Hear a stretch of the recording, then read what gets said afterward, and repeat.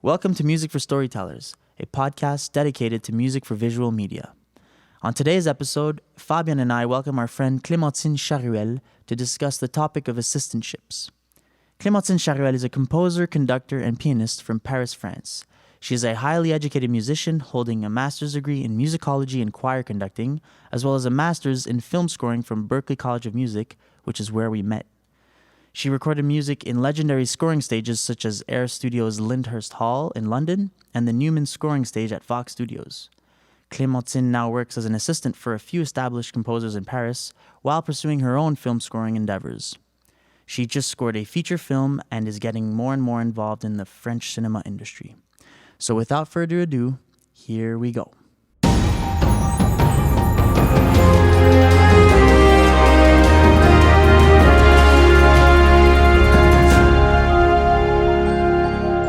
Hello, Clementine. Hi guys. Hello. Hello, So Fabi happy as well. To see you. Hello. Very happy to see you. How's everything? Well, everything is quite fine right now.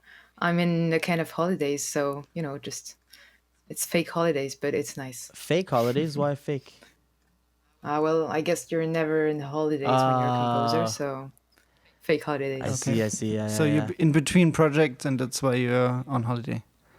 Exactly. But that's cool. You always call it research. You don't call it holiday. Exactly. That's it. So we always like to start by asking our lovely guest, what have you been up to lately professionally? What have you been working on? Well, I just finished a TV series, French TV series. I was working as an assistant composer, and it was a really nice project. Maybe I can talk about it a bit more later. Sure, yeah. But it was really nice. We've been working on this for like 3 months. And before that, I was on another TV series, which was another 3 months. And before that, I scored my first feature movie. So that was like a year of hard work. And now I'm a bit released. So it's nice that you can just release the pressure and everything. Very cool. Congratulations on your first feature. Busy person. Very cool. Busy. Yeah. And so, yeah, today we thought we'd have you on the show to talk about assistantship. And we thought, you know what, Clementine's done a bit of this, and for a few composers, right? Yeah, actually, I've been working for, if I count them, for six composers. Really? Wow. The thing is, I'm mostly working for two of them, and then the other ones were just like once or twice, or maybe like a few times here and there, and so I'm mostly working for two composers on a lot of projects. Usually, it's 2 or 3 per year, so it's not like full-time assistantship. It's more like when they need help and everything. Then I just say yes, okay, I'll jump on the project and help you with the work. Right, so you just jump into the team and you... Yeah, well, the team is a big word because usually they don't have like many assistants. Most of the time, I'm the only assistant. But yeah, the team, which is like the composer and me. So Right, yeah. Okay, that's cool. Well, maybe we should make clear for all the people who are not so proficient with film scoring, why do composers need assistants? So I guess the main thing is the workflow. Like they have many projects and they accept the projects, and after some time they realize that they will not have time to do the whole thing. So then they hire assistants, but actually that can be other consequences. I mean, they can be like in need of an assistant because they want to clean the mess in the hardware or everything, or they just don't want to spend time on updating the softwares and everything. So might be for many reasons, but I guess most of the time it's because of the workflow with the projects that can be pretty insane. Right. So there's a few different like aspects, right? There's more technical side, more like creative side, maybe, like you said, workflow. Yeah, because well, that's the moment I start saying that this is happening in France, but definitely not the way it's happening in other countries. Wow. Because right here there's no such thing like technical assistant or administrative assistant or music assistant. Like when you work as an assistant, you're assigned a certain task, and it might be STEM edit or additional music, or even just updating the softwares or doing databases, that kind of thing. So it can be really a lot of stuff, not only music stuff. And I guess that's like a rich thing, because you really learn to do many stuff that you will have to do when you have big projects and other kind of stuff. So so yeah, it's not just music, but definitely interesting as well. And so what are the types of tasks that you have to do mostly that you get hired for? Well, usually it's for additional music, which is like really cool, because Yeah. then you get experience, you get the credits, and you get the royalties, which is definitely not something to forget. But it can happen actually. This last month, it was a lot of orchestration, um, score prep, and that kind of stuff, copying, and which is also really nice, because then you get more and more efficient with the softwares. Right now, I'm using Dorico, which is like the Steinbeck software for scores, Notation, yeah. which is really nice for the geek instant. But yeah, orchestration, and sometimes it's STEM editing. So when we work on a TV series, then you have a lot of pieces that get reused for other episodes and that kind of stuff. So then you get the stems, and you get to edit the stems to actually make new pieces out of the stems. Right. So it's really nice, because you can actually create something which is not your music, because the whole thing is from the main composer. That can happen that I edit my own additional music, but most of the time is the composer pieces. But then you actually create something new out of something that was existing before. So it's a really nice creative exercise. Very cool. Wow. Yeah, and it's I don't know. probably, I think, a good start into the industry, right? If you don't, yeah. Yeah, definitely, because when so I remember I started working for the composer I'm working for right now. I started working for him when I came back from Berkeley, so that was 2018. Started working with him in January 2019. And actually, I was struggling for 3 months, to find some work. I was like, okay, I'm back in the jungle, and right now I just don't know where to go and where to find work. And actually, finding this place was like um, really important for me, because I could then start really working efficiently and doing great projects, not doing just student works, which can be nice when you start, but at a certain point you want to do something else. Yeah. So yeah, I mean, this was like I wouldn't say a blessing, but kind of, because yeah, that's definitely something you want to have, to get a financial security and some experience on your IMDb and that kind of stuff, and yeah, have things to show. Yeah, yeah, of course. It's amazing. But did you have mostly positive experiences? Did you have some that were bad? Like, you don't need to go into details, but was it all positive, or was it difficult at times? It was not all positive at all. There you go.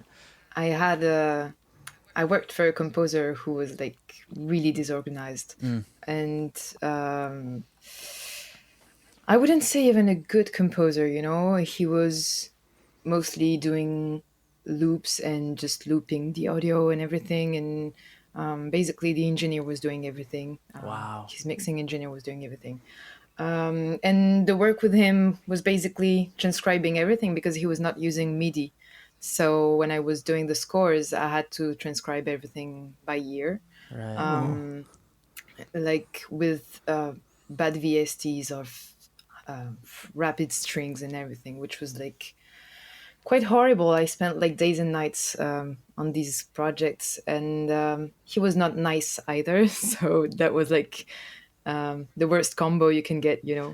But hopefully this is not happening everywhere, and this is like sometimes you just find that kind of person, and sometimes you just don't. So yeah, it's not a fatality. So you were transcribing his loops, his like MIDI loops, to then record them for real. Is that? Exactly, yeah, string loops, and I mean, string motion strings like that kind of stuff, and Okay. you just have to, and sometimes and you have to transcribe this, which is hell. But yeah, it's experience. So now I know what this is to work like that, and I know I don't want to work like that. There you go. Yeah.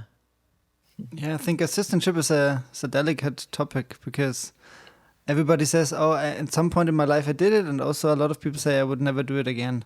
So, and maybe we will find a solution for it or demystify it a little bit in this episode, or maybe we don't. We will see. We'll see. Yeah, Fabi and I have had a few experiences as well as assistants. Not exactly great, but still okay on some aspects. I'd say we've learned a lot from them. I don't know for you guys, but I feel like I learned what not to do more than what to do as a composer. Like I've seen the way my composer worked, and I thought, you know what, some of these things is really not for me.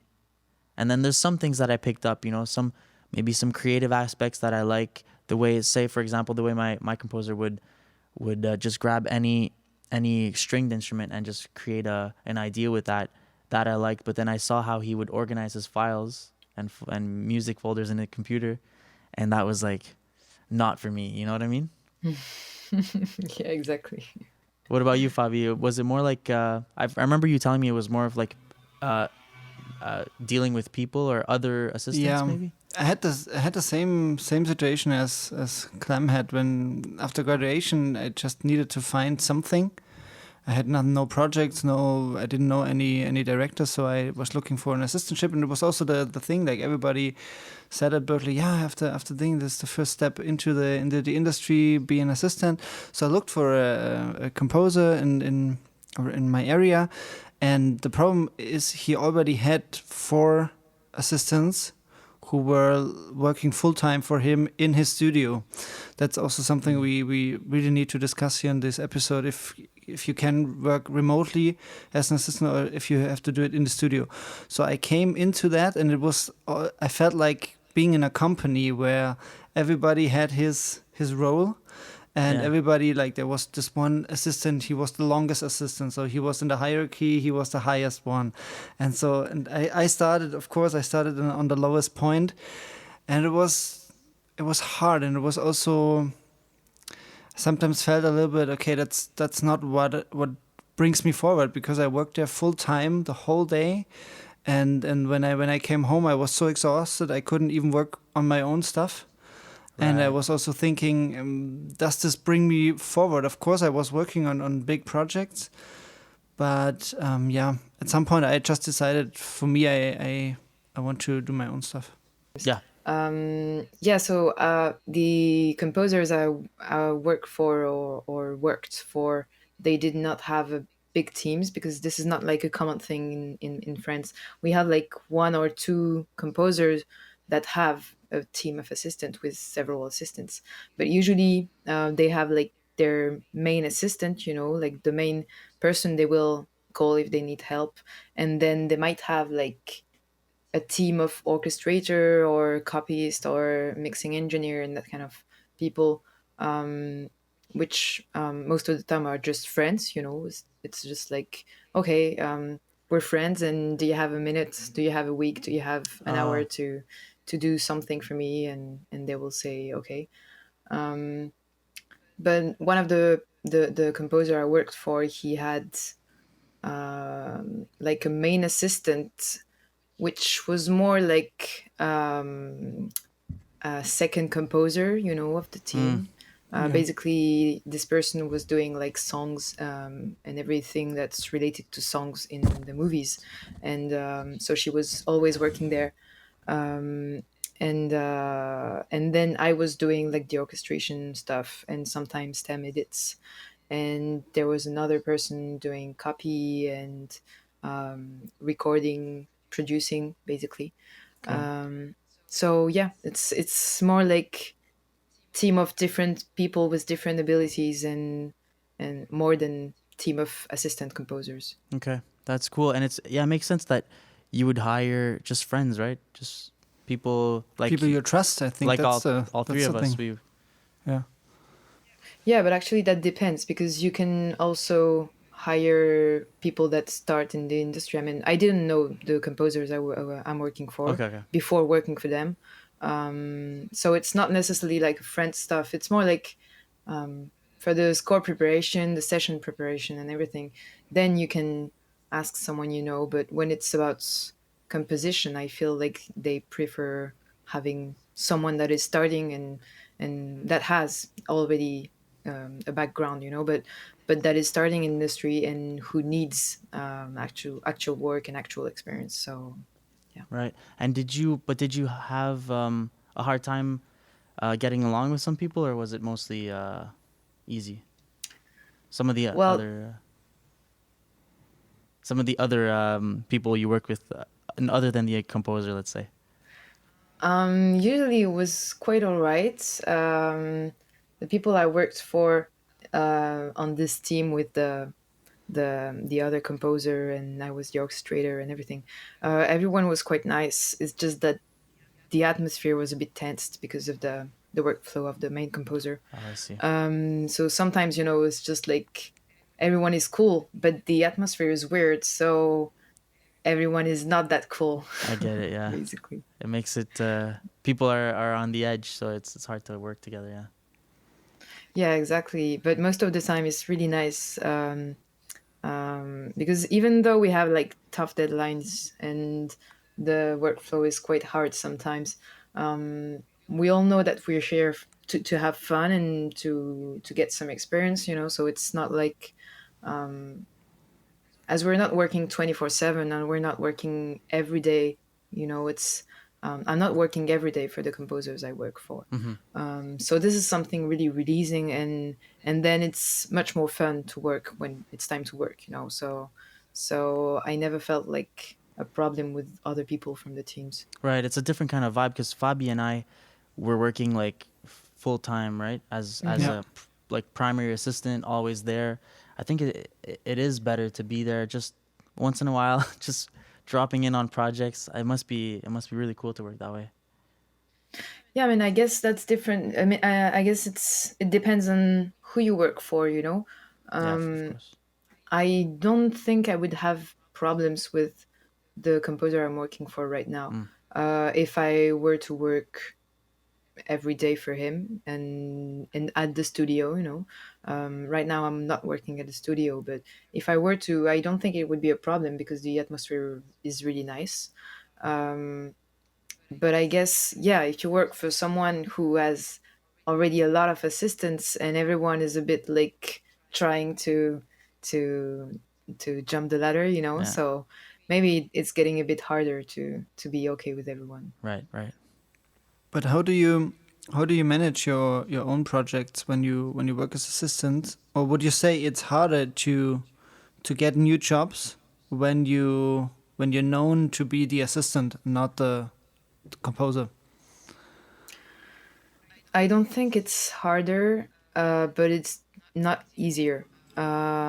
Because what the composer is gonna give you is experience and credits, but he's not gonna give you a network. So I am. you still have to find the directors on your own, and you still have to go talk to people on your own and to go to events and festivals, which is actually really nice because I wouldn't like to be like the little dog, behind the composer.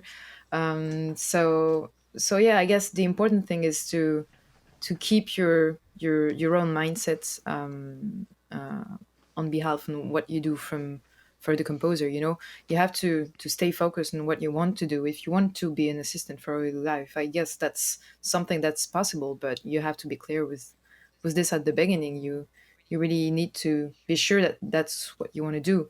And if you don't want to be an assistant for all your life, then you have to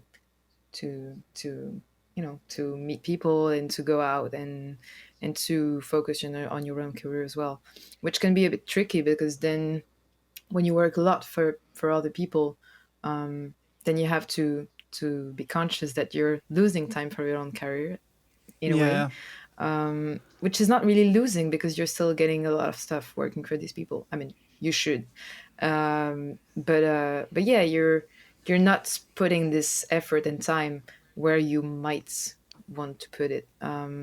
So yeah, I guess the main point is to focus on what you want to do, basically. I think that's a really great point. But you said, like, either you are an assistant, and that's probably the more stable solution in terms of getting money and having something to do, and you don't have to care to get new things because the composer's hiring you. But that's probably not the way of, if you want to be a composer on your own, then you have to find a way at some point to maybe drop the assistantship or to do both, or yeah. Yeah, and it's definitely not the same thing to be an assistant and to be a composer because when you're an assistant and you write additional music, well, of course you write music, but then you have to write music in the style of the composer most of the Yeah. time. So this is not the same thing as writing your own music. It's still interesting because I mean, working for all those people, I learned so much in terms of writing. When I implemented a lot of elements that I learned from them in my own music. But then you have also to step out of this and to make sure that you stay true to yourself, into your music, that you're not doing anyone else's music when you work on your own projects, which is, I guess, the most important thing. Wow. Yeah. Have you been able to do that, to find your own voice and keep your own voice while? Well, this is, I mean, I'm not sure we find our own voice at some point. It's a bit tricky, but yeah, definitely, I'm trying. I'm trying to stay as much as I can close to the music I like to write. But when I'm not too sure about what I'm writing, it's not because of the people I work for. It's more because of the directors that want something that I'm not that fan of, Yeah. and right here in France, the cinema is more like, okay, you could put like drones and synth and that kind of stuff, but I want it really discreet and I don't want themes. I hate themes. So yeah, you just like, okay, I was working on themes with my composer I work for, so right now I can't, even if I'm working on my own projects. So this is also something to balance and to I'm trying to how to say that without being rude, educate the directors, trying to tell them, okay, your theme can be really simple and really beautiful and not mess with your movie. It can be something really nice to do. Very It's cool. hard to find their own voice, but I think also maybe people hire you because of something in your music they like. So maybe the composer also wants to work with you because he feels that you can bring something from your own style into that music. So maybe it's always, of course, a compromise, but sometimes you can still give something from you into the project. Yeah, this is something we never talk about because we assume that being an assistant is being lower in terms of hierarchy. Do you say that? Hierarchy, yeah. Hierarchy. But actually, I'm not too into talking about working for a composer, but usually I say working with a composer That's nice. because to me it's more like a collaboration. It's more like, okay, I'm going to help you with your project. This is your project. This is your network, your contracts, your music. But I'm going to bring something for you that you need because you called me. So you need that, and I'm going to give it to you. And yeah, it's an exchange. It's not just one way and should never be, I guess. That's a beautiful way to see it, yeah. Because Mm. it's more healthy too. You don't see it as competition or trying to like be better than anyone. Mm. Very cool. And maybe we can go back to how do you have any tips and tricks on like how to balance your time, like working on assistant projects and your own, do you just take whatever comes, or do you have to say no to some things? You know what I mean? Well, I never have to say no, because, well, I'm not a good example because I have a very messy workflow. Like I can do some stuff really quick, like in a bunch of hours, and just be done with the projects. And sometimes I just need more time, So it really depends on the project I'm working for. But I never have to say no. That's something for sure. I always manage to do the things, at the same time. If I have like 3 projects at the same time, I will do it. The most I had, it was like in March, I had like 5 projects at the same time. Nice. It was not like big projects, but it was a lot of work. But actually, I'm starting to say no for projects that I don't really like, which is something I wish to everyone, because sometimes there's a moment when you can't just go on doing the projects you don't want to do. So yeah, I guess having like a financial security with the assistant job allows me to actually say no to some stuff that will not pay me well, or well, the music is not doing something like I want to do, or if the project in itself is not really good. It's really important, I guess, to listen to what you want to do and focus on what you believe is gonna go somewhere. Because if we do also music for movies, is because we think it's gonna go somewhere. We're not just doing it for fun. It's our job. So yeah, I guess you must say no at some point when you don't want to work on that. Yeah. Yeah, but sorry for that question now.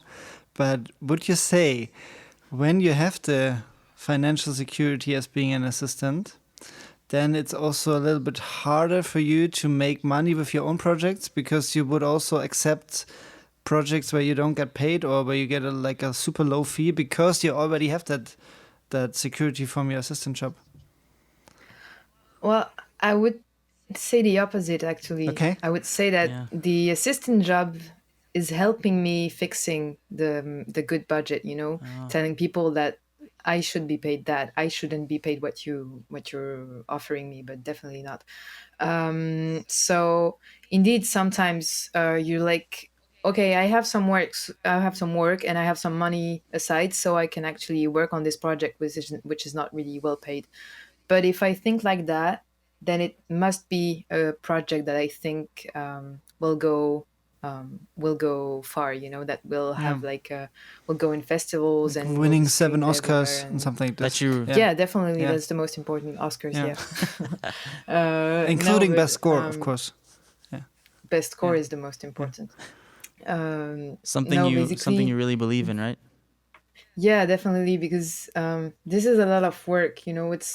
It's and you have to remind people every time. You have to tell them this is work. I'm working like days and days and days on your movie, and you're just paying me some word I won't pronounce. But yeah, it's you just have to remind them that work is not free, and creativity is not free, and you've been training for decades now. I can say that, decades. Yeah.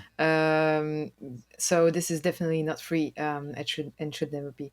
So even on low budget projects, I would say, okay, your project looks really, really promising, and I really want to work on that, but know that your budget is not appropriate. So it's just about educating people and telling them, like, okay, for this time I'm going to do it because you don't have other solutions, but in the future, if you want to work with me again, it's not going to happen like that. I mean, I'm not saying it that way, but basically that's what I mean when I say that. Well, that's Right. super interesting when you say about education, because I feel also that with some directors, I had that, for example, with directors I started working with when I was still a student. and they were students too. I did the project for free. Then we both graduated. We came out into the real world, and then it was okay. Now I want to have money, and they were like, "What? What do you want to get paid now?" I never expected that because I did it for free before. But when you always, it's very clever when you always say, "Okay, we're doing this now for free or for a low rate," and later we need to negotiate new. That's very clever. Yeah. Yeah, it's like when you get the um, sausage thing at the subway, when you go out of the subway and you have these people be like, "Oh, do you want to taste our new sausage and everything?" And then you're just like, "Okay, it's free, cool." And then next time you have to pay. So Yeah. why wouldn't it work like this in the music? Same Yeah. thing. Yeah. Yeah. But yeah, actually about this assistant job that could, not help to find budget on my own projects. Actually, I have a good anecdote on this.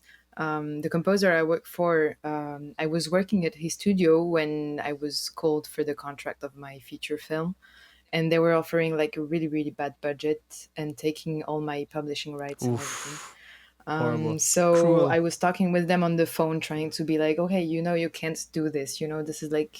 This is not illegal, but someday it will be in France because right now all the syndicates are working against this and everything. And the composer I was working for, he heard, and then after my call, he was like, "Okay, I'm gonna prepare the contract with you. You see, we're gonna get your rights, and you're gonna get everything." And I'm gonna. He offered to publish the music with his publishing company, so I don't have to sign with the TV production. Wow. Nice. So actually, we could get out of this mess, but it was pretty useful to have him at this moment because then, I could know what I was what I could have, and I had it. So yeah. That's another great side of assistantships is the people you meet through this work. Not only the composer himself or herself, but like all the other, like you said, it could be a publisher or an orchestrator. I've met so many people through the assistantships that I've done, and that's one of the greatest things. Is there Absolutely, anyone yeah. you've met that you worked with on other projects or any What do you mean? like are there is there anyone you've met on an assistantship job that that has provided you with any other job later or any other? Well, actually, the funny thing is, my whole assistant network is based from one There you composer. go. So I met a composer, and he was not. He didn't need anybody to work for him because he didn't want. But he introduced me to a composer who I'm working for, and this guy introduced me to another composer who introduced me to another composer to another composer, and that's how I got like 90% of my assistant gigs, That's crazy. which is like really cool. And how did But it's still assistant gigs. I mean, they're not providing projects, right, right. But how did you get that first one? You said did you reach out to him? Did you contact? So I was really lucky for that. I entered a workshop in September 2018 in France. It was like a small workshop with mostly beginners, in terms of composers. We were like 8 or 9, and mainly beginners. I think, I didn't have like a pure magical level at the time. I mean, I still don't, but Like you have now, you mean? but yeah, like I have now. But yeah, I was not like I was not able to do the things I'm doing today. Okay. But I still was like the best of the 9 composers because they were really beginners, and so the composer that was doing the workshop, he was like, okay, you have like something, and you're definitely, A little more advanced, maybe. yeah, definitely.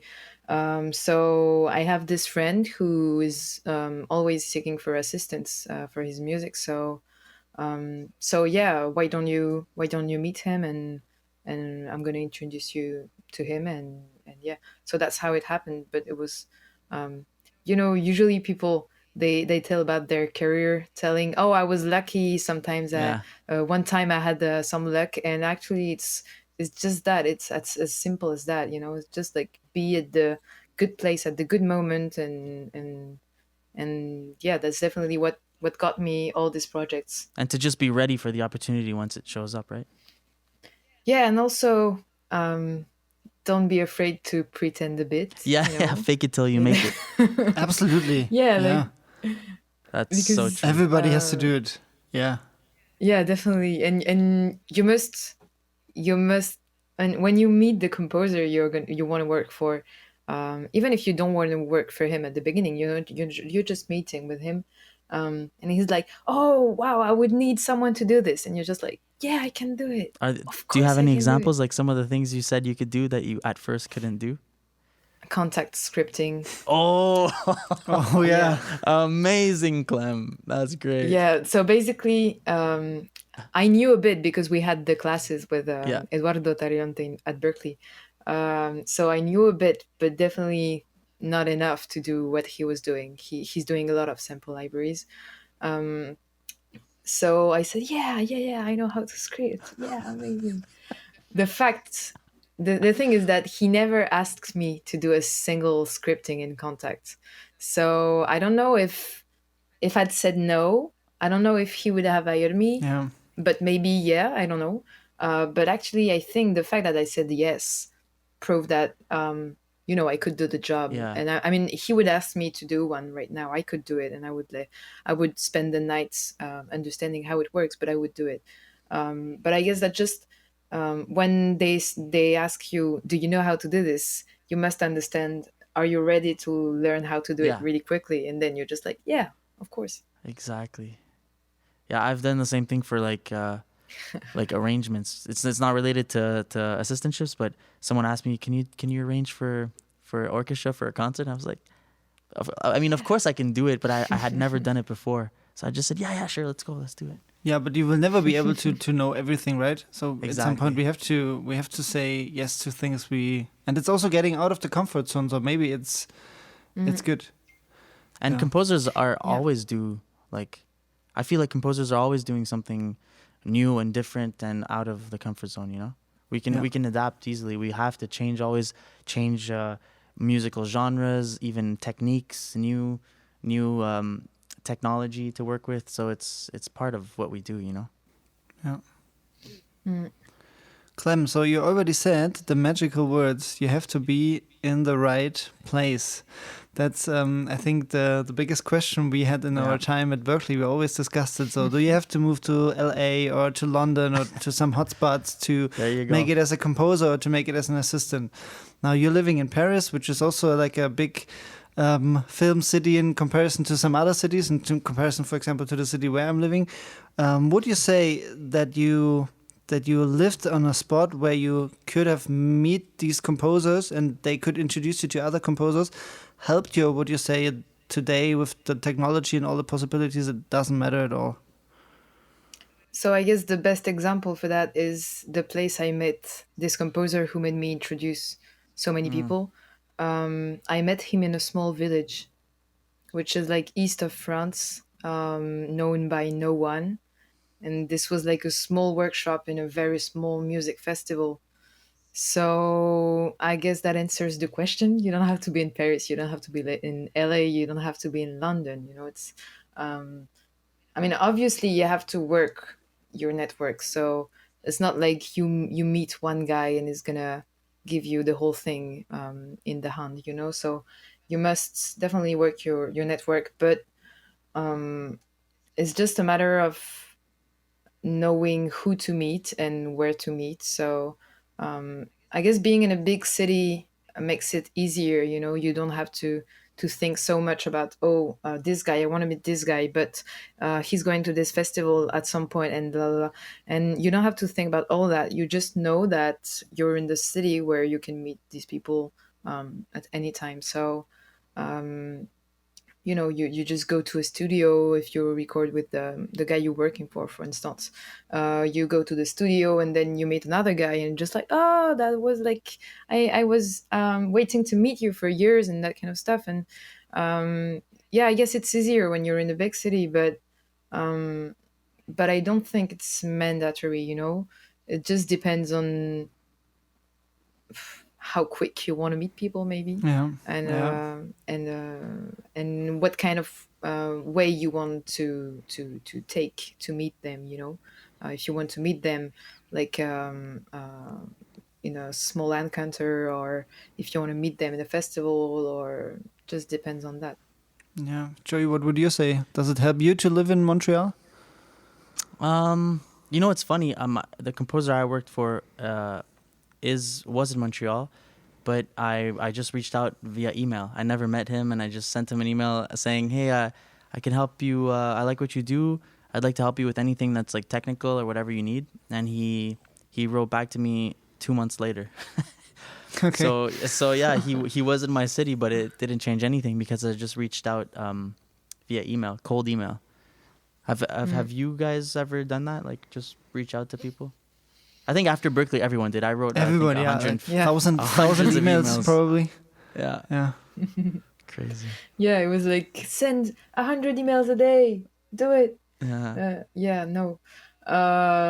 Yeah, I did it at the beginning, same, and I got like maybe one or two answers, and one positive answer maybe, and I don't even remember that, but that's definitely not the way I got the work. yeah.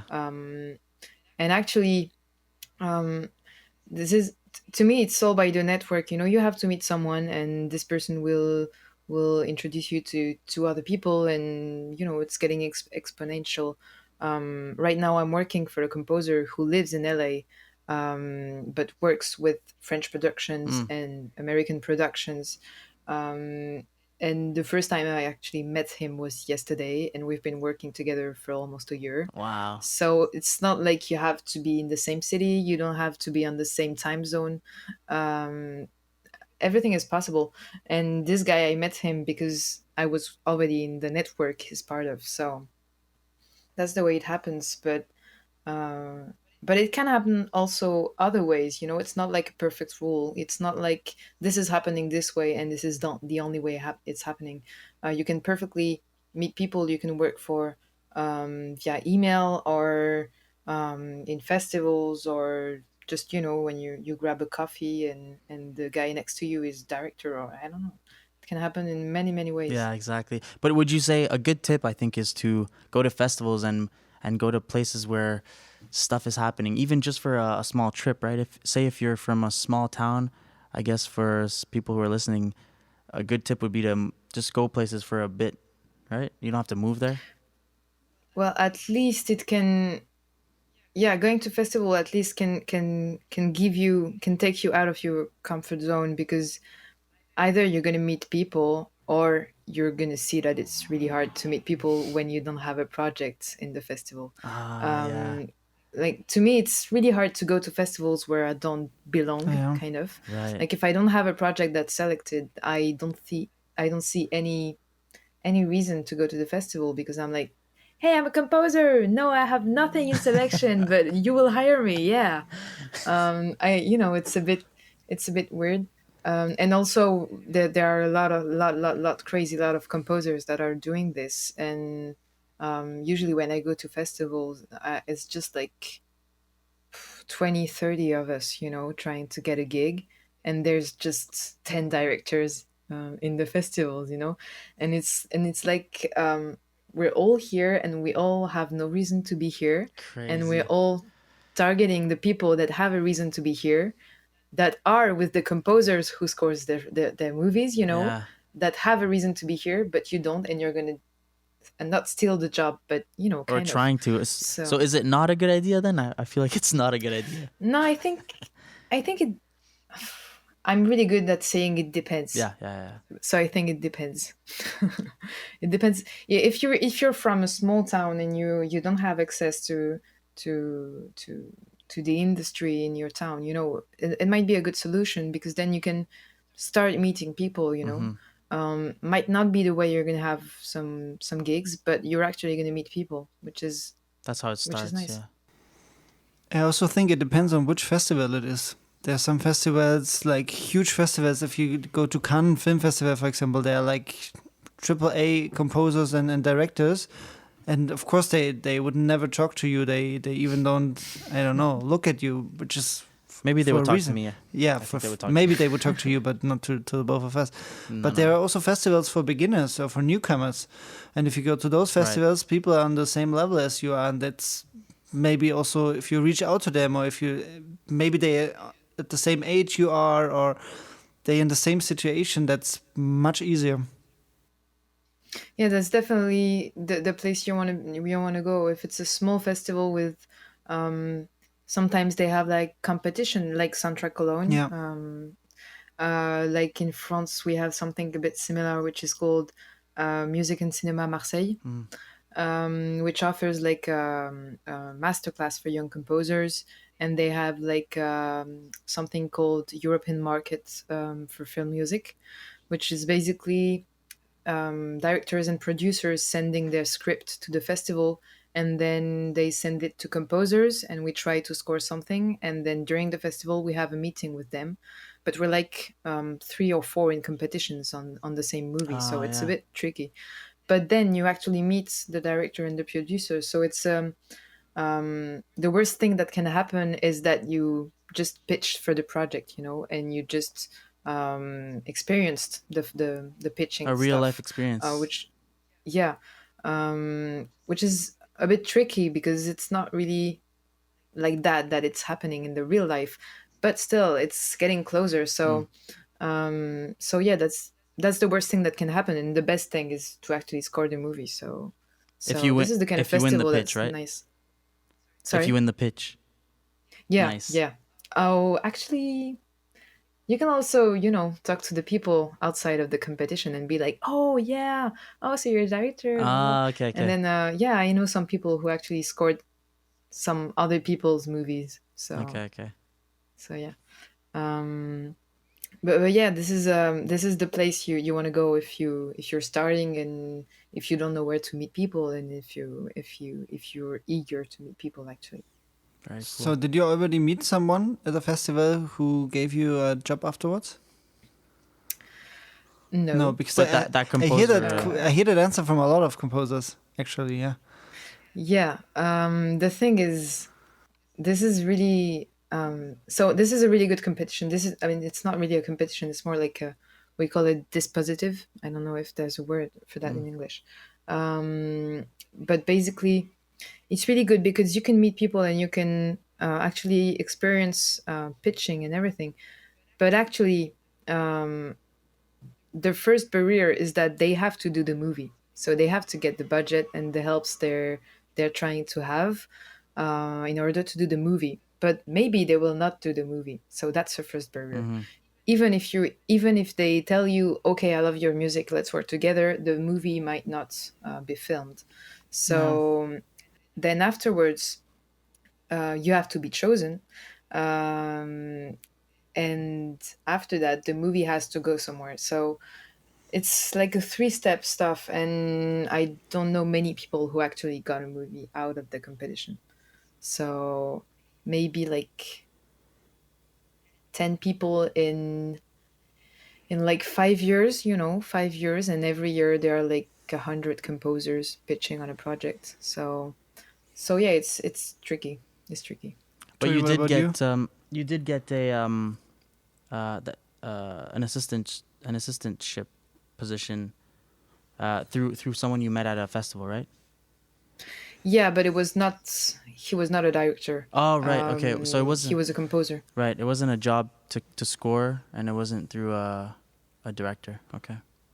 Yeah, exactly. Because the thing is that in this small festival, usually they have like a big part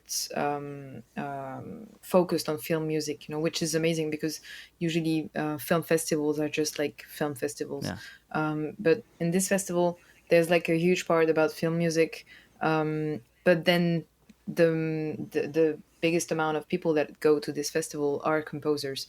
There are not that many directors and that many producers.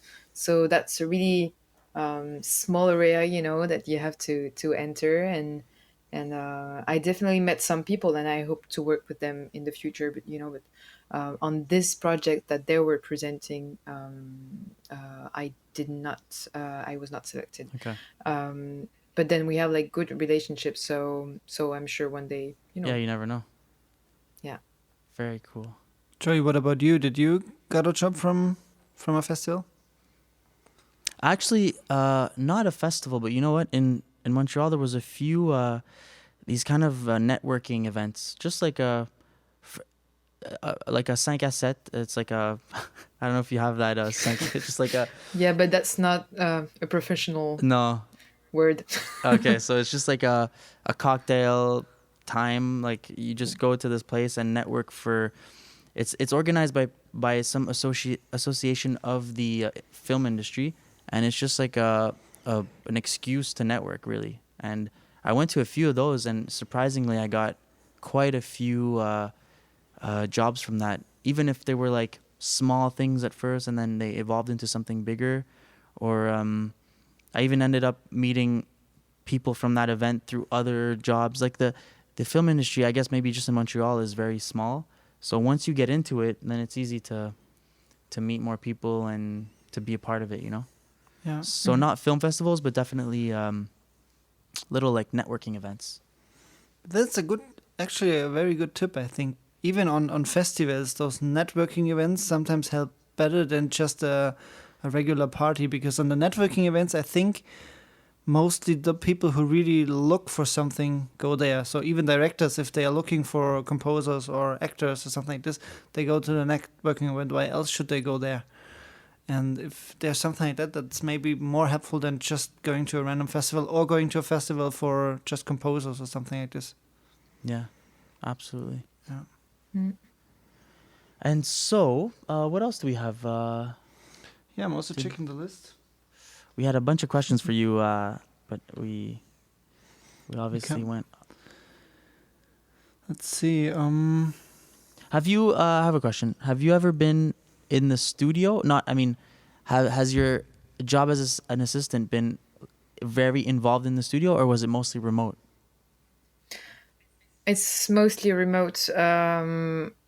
There are many reasons for that. The first one is that the people I'm working for, they don't have like a big studio. So there is one that had like a separate studio, but I didn't want to work for him there. Okay. But usually they just have their studio, and that's the room, you know, that's just the room they have. Once I worked for a week for the main composer I'm working for. I worked for a week at his studio because I needed to clean the database from the TV series we were working on. Mm-hmm. So I needed to be at his studio to get access to all the files. But that was not like a music production desk, you know, it was like an administrative desk. Yeah. So that's why I could go there, because otherwise I need to be in my studio to get access to all the material, you know, the keyboard, the speakers and everything. Right. But I think in France this is the way it works, like almost all the time. I know some people who work for another guy. This guy is creating PC clones to his assistants. Yeah. You know, he's creating like the same PC, and they all work from home. Okay. They all work at home, and I guess this is a way to stay a bit independent. You know, both ways. Yeah. So. I can get my own routine. I can start working when I want. I can work like 2 hours a day. I can work 10 hours a day. It depends on my own rhythm.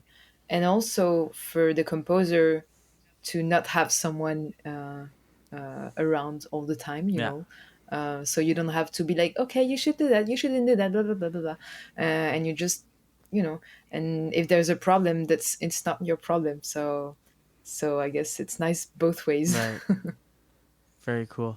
So, and have you done any like studio maintenance or like preparing recording sessions or Cooking some of the coffee more- or something like this? or those? Yeah, that too. Well, the funny thing is, when I worked at this guy's studio, he was preparing coffee for me. Wow, So that's Nice. lovely. this is really nice. This is the kind of relationship you want to have with the composer Right. you work for. No, it's just like, it's chill. So sometimes I do the coffee, sometimes he does it, and it's perfectly fine. But about session preparation, yeah, obviously I went through that, because the TV series we worked on, it was like a crazy lot of music, 30 minutes per episode, 8 episodes. And on the last season, we decided to record everything from the season that we were doing, and some cues from past seasons. Okay. So we actually recorded the 1 hour and a half music, I think. And so I had to prepare the scores, the session, basically everything related to the recording. So, but I can do that from my home because I have all the tools. So this is pretty cool that I don't have to actually go to the studio, prepare everything, go back, Right. send, do the stuff. You know, this is quite easy to do. Very cool. Yeah, I'd much prefer that too, to work from home. Fabi, do you have another question?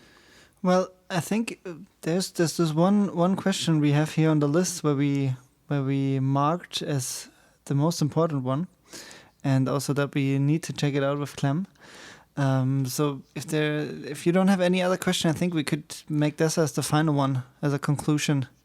I'd have maybe two more philosophical Well, then ones. go on, my friend. Okay, but I don't know. Maybe it's the same one you decided. Yeah, maybe. Then it's also fine.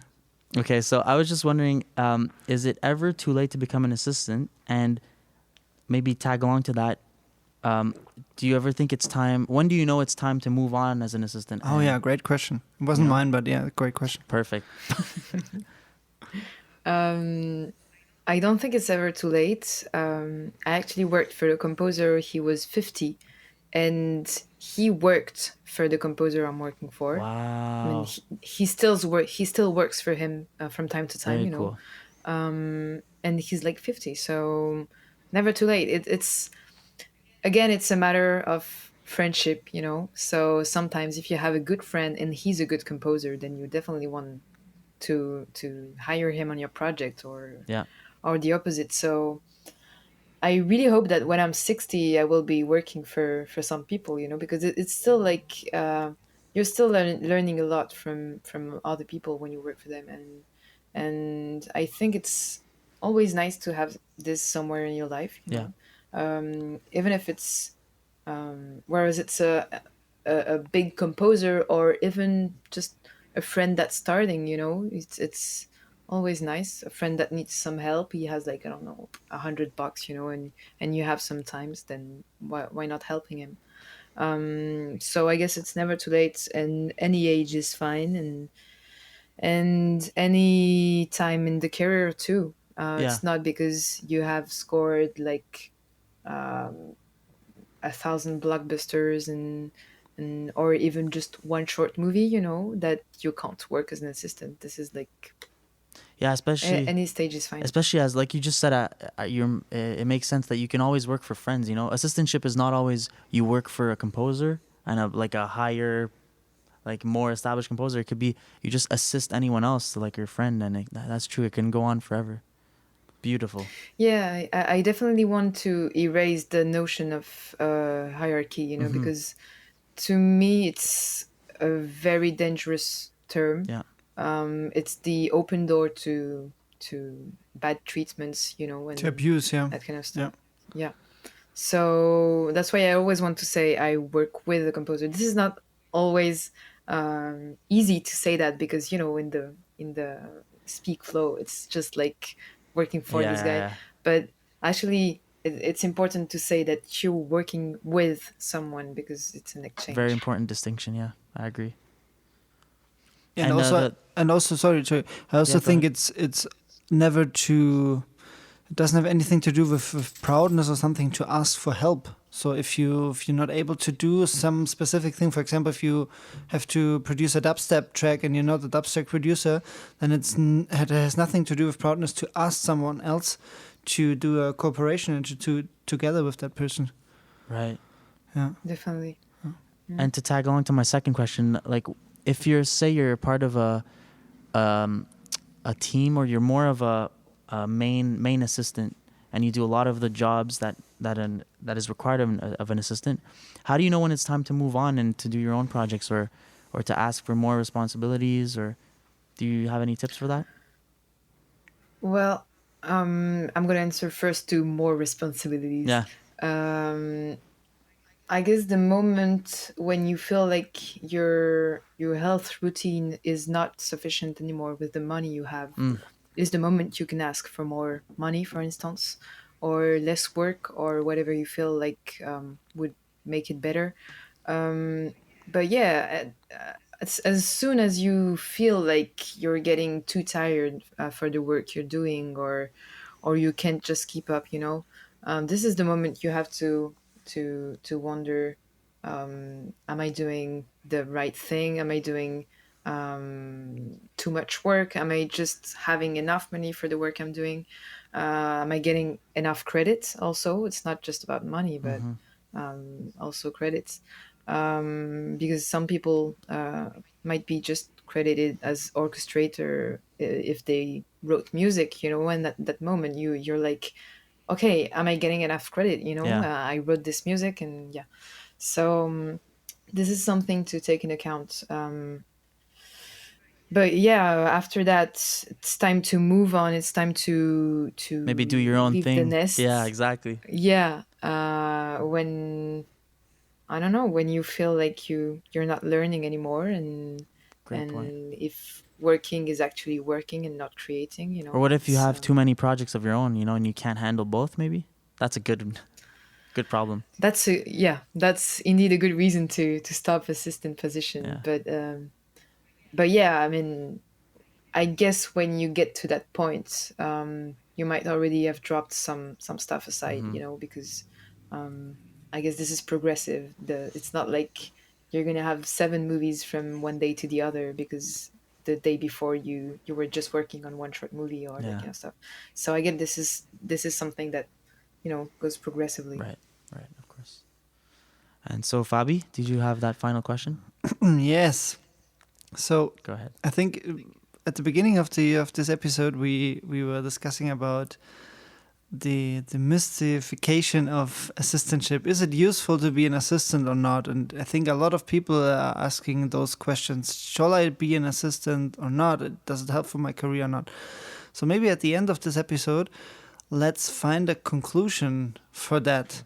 So Clem, what do you think in general about the assistantship, about the system of assistantship? And would you, if there are things you don't like or things you would tell people don't do it because of that and that, what do you think should be improved so that the system of assistantship could be even better in the future? I guess the main thing I would say to composer hiring assistants would be, don't ask people to do things you wouldn't do. So don't ask people to stay awake until 5 a.m. if you wouldn't do it. Don't ask people to write like 10 minutes music a day if you wouldn't do it. That's the first point. Like, respect the people you're working for as you would respect yourself. If you don't respect yourself, then respect them anyway. So yeah, this is a big issue because sometimes it's not just about that. It's also about respecting the rhythms of people that will work with you. So if they don't have the same rhythm, you must not tell them, okay, I have a rhythm and you must have the same rhythm as me, because we're going to work together. I'm not saying you should never go to bed at 5 a.m. because sometimes, with crazy schedules, if you record the day after or that kind of things, you might want to, work very late, Yeah. and you might need to actually. But it shouldn't be like an everyday thing, an everyday requirement. Assistants, they should always keep their rhythms, their life rhythms. If you feel like you can work until 2 a.m. and start working at 8 a.m. in the morning, then it's fine, do it. But if your assistant is not feeling like this, then don't force him, I'm saying this because I've seen people work like that. So I just would like I just I want this industry to be fair with everyone. That's basically it. So to me, this is not fair, and this must change because it's not. We don't have secured positions. I don't know for you guys, but I never signed an assistant contract. Yeah, same. So we don't have all that. So if there's a problem with our health or anything, we just can't sue anyone. We can't reclaim anything. So we need to be very clear at the beginning of the project that we don't want to work that way, and that if this guy wants you to work that way, and then just don't work for him. It's as simple as that. I mean, it's never that simple, but it's really important, I guess, to preserve your own pace, basically. Very cool. Yeah. If there's anything I take away is from this discussion is what you said about working with someone and not for someone. That's a great thing to think about and keep in mind. At the end, it's about respect, right? About respect and yeah. Yeah, and mutual exchange. So if you're an assistant, then don't forget that you're giving something to the composer you work with. And if you're a composer, don't forget that you're giving and taking from the assistant. I mean, this works both ways. So Right. this should always be taken in account, and there shouldn't be moments when the composer is like, okay, you owe me a lot because I helped you work on my project and now you owe me a lot. This should never happen. It's just like, okay, yeah, you owe me a lot and I owe you too, so we're even. Perfect. Yeah. Yeah. Great last words, I would say, for this episode. If you have any opinion about the assistantship, then please write us. Write either via email to contact@mfspodcast.com or on Instagram. And if you have any questions regarding assistantship, then also write us, because then we can hire Clementine for another episode and talk with her about assistantship again. I would love that. Yeah. Is there anything else you want to add, Joey? Is there anywhere we can follow you? We'll add all your tags and handles to the description in the video. Definitely, yes. Go ahead and tell us what it is, where we can find you. Me? Yes. Sorry. Yeah, you can find me on Instagram, Clementine Charuel, which is a bit a pain in the ass to pronounce in Beautiful French. in English. But Clementine Charuel, Instagram, Facebook, Spotify. You have also my website, but I wouldn't recommend my website. So let's first go to the website. Sure. We'll add all those links in the description. Yes. Cool. Thanks, guys. So thank you so much, Clem. Much love to Thank you. France, and I hope to see you again soon, also in person. And Yes. yeah, it was nice to talk to you. Thank you very Thank much. you guys for inviting me. It was really, really nice. It was a Bye-bye. pleasure. See Bye. you. Bye-bye.